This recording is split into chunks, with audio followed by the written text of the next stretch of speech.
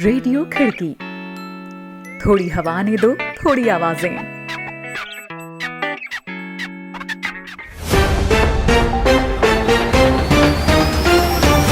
आज है 30 मार्च, दिन मंगलवार। खिड़की इंटरनेशनल बुलेटिन में अभिवादन स्वीकार करें रोहित जोशी का। एक नजर कार्यक्रम की खास खबरों पर। स्वेज नहर में हफ्ते भर बाद खुला ट्रैफिक, विश्व व्यापार को राहत। म्यांमार से भागकर भारत पहुंचे शरण तलाश रहे लोगों को वापस म्यांमार भेजेगा भारत। ब्राजील में बोल्सोनारो कैबिनेट में बदलाव। कोरोना प्रकोप से निपटने में नाकामी के बाद आलोचना झेल रहे हैं राष्ट्रपति बोल्सोनारो। रहेंगी दुनिया भर की और भी अहम खबरें, तो बने रहें बुलेटिन में रोहित जोशी के साथ।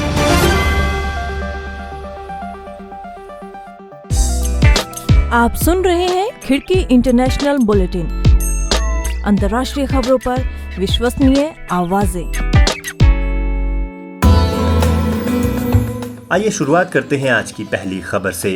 लाल सागर और भूमध्य सागर को आपस में जोड़ती दुनिया के व्यापार की रीढ़ माने जाने वाली स्वेज नहर में तकरीबन हफ्ते भर लगा जाम अब खुल गया है। नहर में फंसे उस बड़े कंटेनर जहाज को काफी मशक्कत के बाद निकाल लिया गया है, जिसने विश्व व्यापार को बड़ा झटका पहुंचाया है। एक रिपोर्ट के साथ हैं हमारे सहयोगी शादाब हसन खान। पिछले हफ्ते मंगलवार को तेज हवाओं से जूझता 400 मीटर लंबा जहाज तिरछा होकर स्वेज नहर में फंस गया था, जिससे वहां ट्रैफिक जाम हो गया। इस जाम में विश्व व्यापार की तकरीबन 12% हिस्सेदारी करने वाले 367 मालवाहक जहाज फंस गए थे। काफी मशक्कत के बाद सोमवार को समुद्र में आए ज्वार से बढ़े पानी की मदद से इस स्वेज नहर अथॉरिटी को इस फंसे जहाज को निकाल पाना संभव हो पाया। इससे उन जहाज़ों को फिर से चल पड़ने का रास्ता खुल गया है और विश्व व्यापार को राहत मिली है। मिस्र के एक स्थानीय टीवी चैनल एक्स्ट्रा न्यूज़ के फुटेज में देखा जा सकता है कि कैसे टग बोट्स की मदद से इस जहाज को धीमे धीमे सीधा किया जा रहा है। स्वेज कैनाल अथॉरिटी यानी एससीए की ओर से जारी एक बयान में कहा गया है, एससीए के अध्यक्ष एडमिरल ओसामा राबी घोषणा करते हैं कि एससीए की ओर से विशाल पैनामियन कंटेनर शिप एवर गिवन को सफलतापूर्वक रेस्क्यू और रीफ्लोट कर दिए जाने से अब स्वेज कैनाल में मैरीटाइम ट्रैफिक दोबारा से खुल गया है।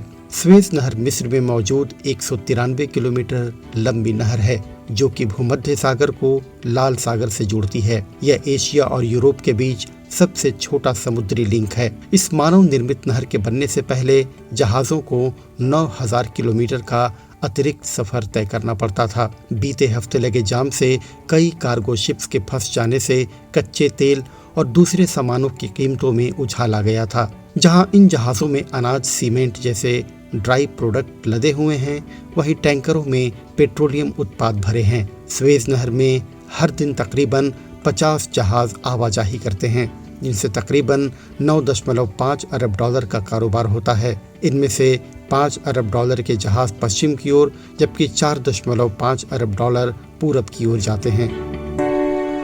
रिपोर्ट सुना रहे थे शादाब हसन खान। यह कार्यक्रम आप खिड़की.com के साथ ही खिड़की के YouTube चैनल, Facebook पेज और WhatsApp ग्रुप में भी सुन रहे हैं, और मैं हूं रोहित जोशी।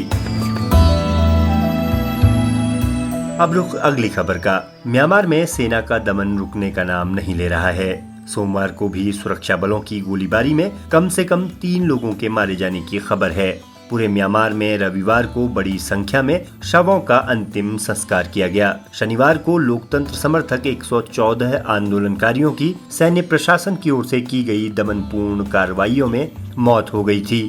रविवार को रंगून, मिकिटीला, मोनीवा, मंडाले और देश के दूसरे शहरों में जब लोग मृतकों के अंतिम संस्कार के लिए जुटे और उन्होंने जुलूस के तौर पर शव यात्राएं निकाली, तो सैन्य प्रशासन ने उन पर भी गोलियां बरसाई। 1 फरवरी को हुए सैन्य तख्ता पलट के बाद से विरोध प्रदर्शनों के दमन के लिए हुई हिंसा में अब तक 423 लोग मारे गए हैं। अकेले शनिवार को ही 114 लोगों की मौत हो गई। मृतकों में 10 से लेकर 16 साल के 6 बच्चे भी शामिल थे। संयुक्त राष्ट्र ने एक बार फिर से सेना के दमन की निंदा की है।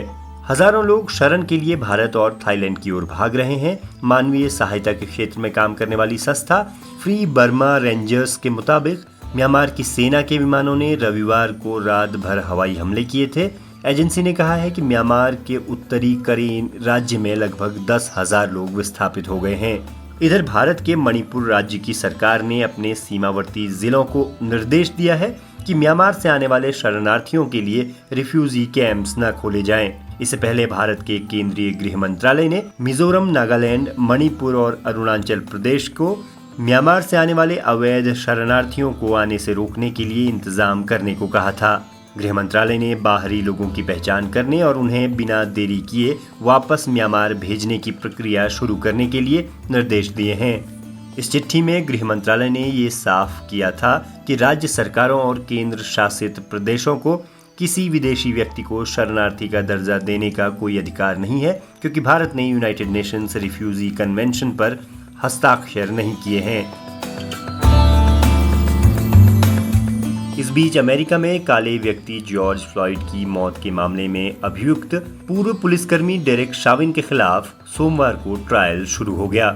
अभियोजन पक्ष ने जॉर्ज फ्लॉयड की मौत का पूरा वीडियो कोर्ट रूम में जूरी के सामने चलाया, जिसमें देखा गया कि पुलिसकर्मी डेरेक शाविन फ्लॉयड पर झुके हुए हैं। अभियोजन पक्ष ने जूरी से डेरेक शाविन को दोषी करार कर सजा देने की गुजारिश की। अभियोजन पक्ष ने कहा कि डेरेक ने 9 मिनट से अधिक देरी तक जॉर्ज फ्लॉयड की गर्दन को अपने घुटने से दबाए रखा था और यही उनकी मौत की सबसे बड़ी वजह थी। वहीं बचाव पक्ष के वकील एरिक नेल्सन की पूरी कोशिश यह साबित करने की रही कि फ्लॉयड की मौत की वजह कुछ और थी। उन्होंने फ्लॉयड के स्वास्थ्य का हवाला देते हुए कहा कि उन्होंने ड्रग्स का सेवन किया था, जो कि उनकी मौत की एक बड़ी वजह बनी। जिस वक्त फ्लॉयड को गिरफ्तार किया जा रहा था, उनके पास ड्रग्स थी और पुलिस से छिपाने के लिए उन्होंने वे ड्रग्स निगल ली थी। दूसरे दिन की सुनवाई मंगलवार को स्थानीय समय के मुताबिक सुबह 9:30 बजे से शुरू होगी। पूरी सुनवाई के करीब 4 हफ्तों में पूरे होने का अनुमान है। पहले दिन की सुनवाई के दौरान 3 गवाहों को कोर्ट रूम में बुलाया गया, जिनसे अभियोजन पक्ष और बचाव पक्ष ने सवाल किए। ट्रायल शुरू होने के ठीक पहले फ्लॉयड के परिजन और दोस्तों ने मिनोपोलिस शहर में एक जुलूस निकाला, शांति सभा आयोजित की और उनके लिए न्याय की मांग की। फ्लॉयड के भाई टेरेंस ने कहा, हम लोग ईश्वर से डरने वाले लोग हैं, हमारी चर्च में आस्था है, इसलिए हम सिस्टम से मांग करते हैं कि उन्हें न्याय मिले। इधर कोरोना महामारी से सबसे ज्यादा प्रभावित ब्राजील में राष्ट्रपति जायर बोल्सोनारो ने अपनी कैबिनेट में बड़े बदलाव किए हैं। इस मुसीबत से निपटने में नाकाम रहने पर आलोचना का सामना कर रहे बोल्सोनारो ने अपने 6 मंत्रियों को हटा दिया है। कैबिनेट में शामिल किए गए नए मंत्रियों में कार्लोस अल्बर्टो को अर्नेस्टो अराउजो की जगह विदेश मंत्रालय और वाल्टर सूजा ब्रागो को फर्नांडो एजेवेडो सिल्वा की जगह रक्षा मंत्रालय की जिम्मेदारी सौंपी गई है।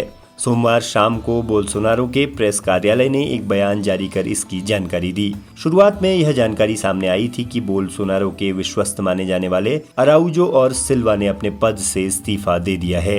इससे पहले बोल्सोनारो कोविड महामारी के बाद से 3 स्वास्थ्य मंत्रियों को बदल चुके हैं और चौथे का कार्यकाल जारी है। इधर अमेरिका के विदेश मंत्री एंटनी ब्लिंकन ने सोमवार को संयुक्त राष्ट्र सुरक्षा परिषद से कहा कि सीरिया में रूस की ओर से बंद किए गए बॉर्डर क्रॉसिंग्स को फिर से खोला जाए। उन्होंने कहा कि युद्ध से तबाही झेल रहे सीरिया के लोगों तक मदद पहुंचाने में दिक्कत आ रही है, इसलिए इनका खोला जाना जरूरी है। इस मामले पर अपनी आंखें मूंदे रखने के लिए उन्होंने दुनिया के ताकतवर देशों की आलोचना की।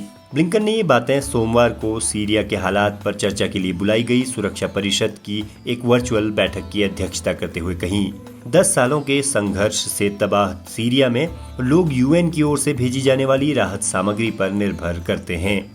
जुलाई 2020 से यह राहत सिर्फ तुर्की से लगी बाब अल हवा सीमा से ही पहुंच पा रही है। सीरिया के तानाशाह बशर अल असद को समर्थन देने वाला और यूएन में वीटो की ताकत रखने वाला रूस दूसरी जगह सीमाओं को खोलने के प्रस्तावों को पास नहीं होने देता। उसका तर्क है कि ऐसा करने से सीरिया सरकार की संप्रभुता प्रभावित होती है।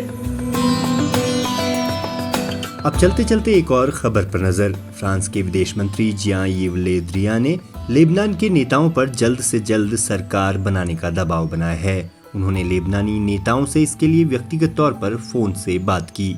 द्रिया ने उनसे कहा है कि सरकार गठन में जानबूझकर अड़चनें पैदा की जा रही हैं, जिससे लेबनान की पूरी व्यवस्था ध्वस्त होने की कगार पर है। उन्होंने जिन नेताओं से बात की उनमें लेबनान के राष्ट्रपति माइक आउन, कार्यकारी प्रधानमंत्री साद हरीरी और संसद के स्पीकर नबीह बेरी मुख्य रूप से शामिल हैं। बेरूत में ताकतवर धमाके के बाद 7 महीनों से आर्थिक बदहाली और राजनीतिक अस्थिरता का सामना कर रहे लेबनान के लिए द्रिया ने सहानुभूति जताते हुए वहां के नेताओं से कहा है कि देश को मौजूदा संकट से उबारने के लिए बड़ी पहल उनको ही करनी होगी। तो दोस्तों, आज के बुलेटिन में इतना ही। ये बुलेटिन आपको कैसा लगा इस बारे में जरूर कमेंट करें। आप जिस भी प्लेटफॉर्म पर खिड़की को सुन रहे हैं, लाइक और शेयर करना ना भूलें। खिड़की के YouTube चैनल को भी सब्सक्राइब कर लें और बेल आइकन टैप कर लें ताकि हर अपडेट आपको मिलती रहे। अभी के लिए रोहित जोशी को दीजिए इजाजत। कल फिर होगी मुलाकात। आप जहां चाहे हमें सुन सकते हैं, खिड़की.com के साथ ही खिड़की के YouTube चैनल और Facebook पेज पर भी। नमस्कार।